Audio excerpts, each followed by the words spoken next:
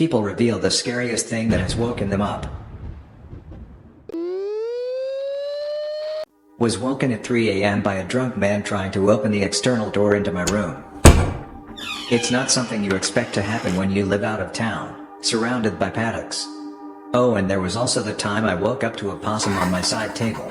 That wasn't pleasant for either party. One important preface: at the time I lived alone, no roommates. One time I was taking a nap in my bedroom, happened to have a really horrible nightmare, and then woke up to some strange man standing in my bedroom shining a flashlight in my face while I laid in bed. Both of us freaked the fuck out. It turned out he was the maintenance guy for the apartment complex I lived in, finally responding to a maintenance request I had put in like 6 months before. He thought the apartment was empty, then heard me thrashing around from the nightmare and went and looked into the dark bedroom, blackout curtains, with his flashlight to see what was making the noise. After both of us recovered from our near heart attacks, he was extremely apologetic, and he did finally fix my garbage disposal. But Jesus Christ, that was fucking terrifying for a few seconds. I've told this before, but my son has taken to sleepwalking. He used to just stand by the bed, silently, until I'd snap awake and see his silhouette looming over me. Now, he's taken to turning on the lights when he's sleepwalking. I woke up one night, and he was standing there, turning the lights on and off, completely zoned out. I get him back to bed, and I think, fuck this, I'm sleeping downstairs for the rest of the night. Around 3 o'clock I wake up. All of the lights downstairs are on.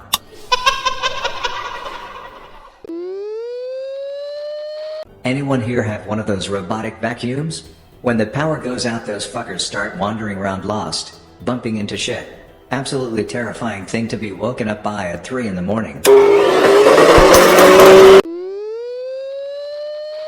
A few years back I hear a thud in the hallway and my 4-year-old daughter screaming in pain.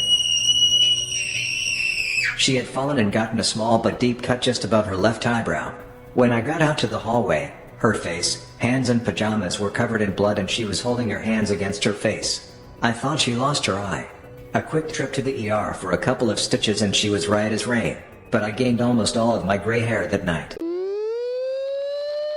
In January of this year, a car ran into my bedroom at 1 a.m.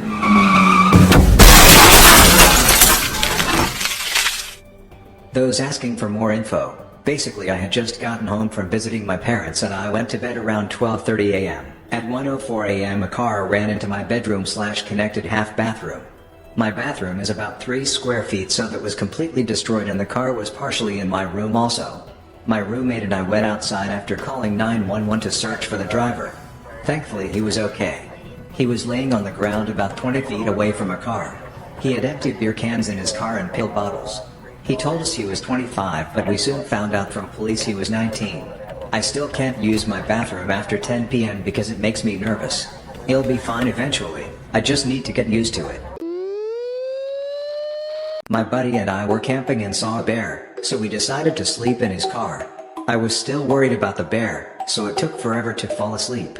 Well, right after I fell asleep, I woke up to screams and something grabbing my face. I immediately started crying, knowing that a bear was about to rip my face off. Then I realized it was my friend having a spider landing on my face. In retrospect, the little guy was probably as terrified as I was. Think it had accidentally fallen somehow, but goddamn it was scary. My 2-year-old standing over me with a kitchen knife. He wanted sliced apples at 4 o'clock in the morning, and somehow managed to climb up on the table and pull out a knife. Now we keep them in the cupboard. The general alarm shrieking through the 1MC speaker right outside of my rack when I was on a submarine. Someone's clothes had caught fire in the dryer, the only one on the boat.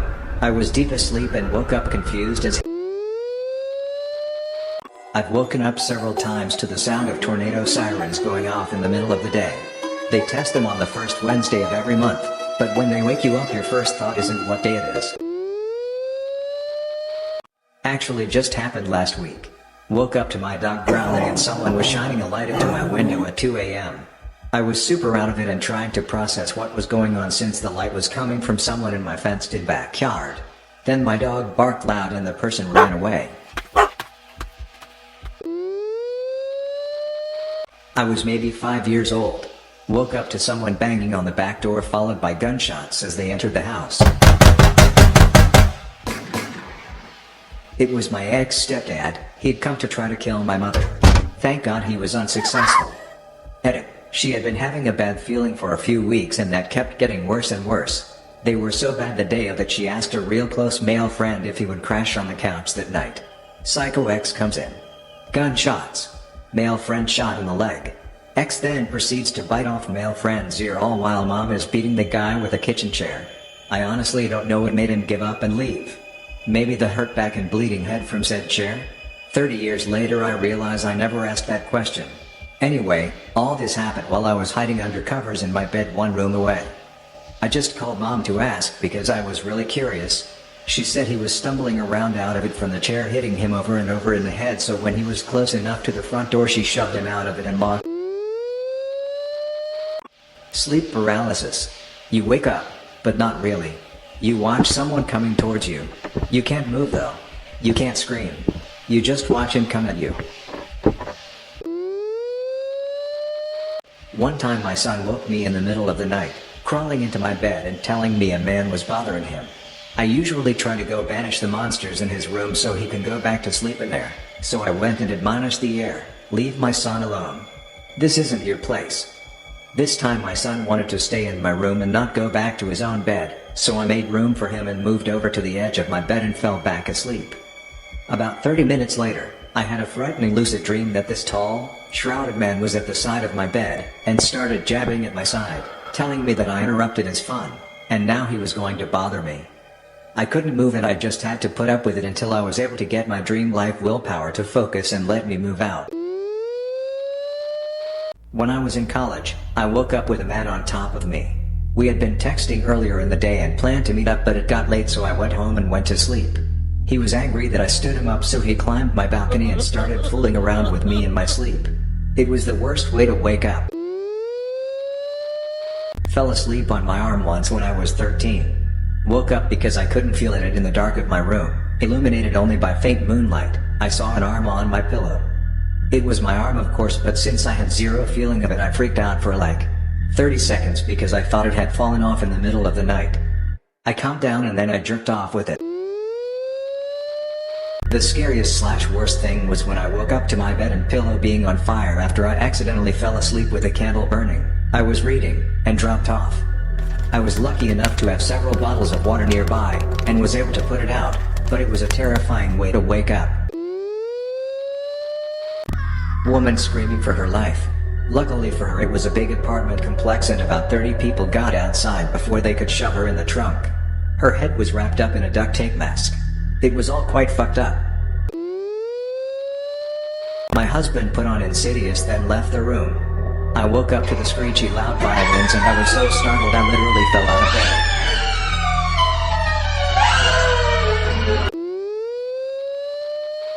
Back when I lived alone in a studio apartment, I used to wake to just about anything.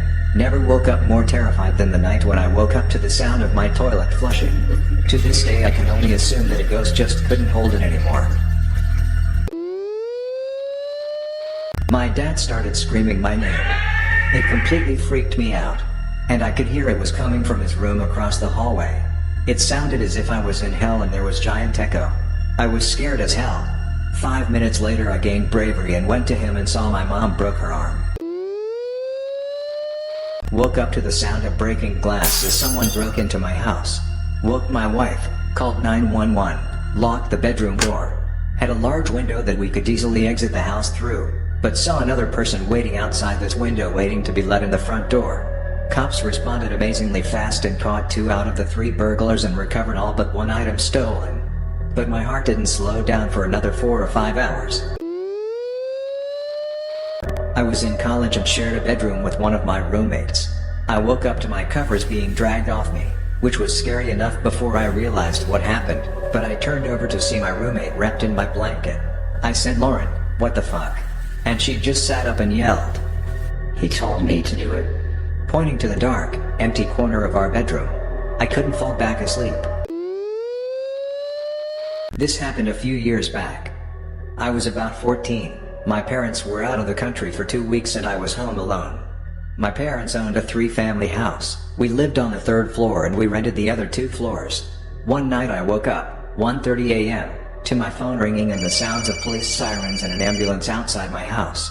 I look at my phone and it's the 2nd floor tenant calling to tell me that one of the 1st floor tenants, let's call him Joe, came home super drunk and got into a heated argument with his roommate, let's call him James, and that resulted in James getting a 12-inch knife from the kitchen and stabbing and slashing Joe and then fleeing the scene. So imagine a 14-year-old kid trying to process this and talking to the police, trying to answer their questions, walking through the blood-soaked apartment and having the whole neighborhood outside looking to see what happened just as the detective pulls out a blood-soaked knife from the trash can.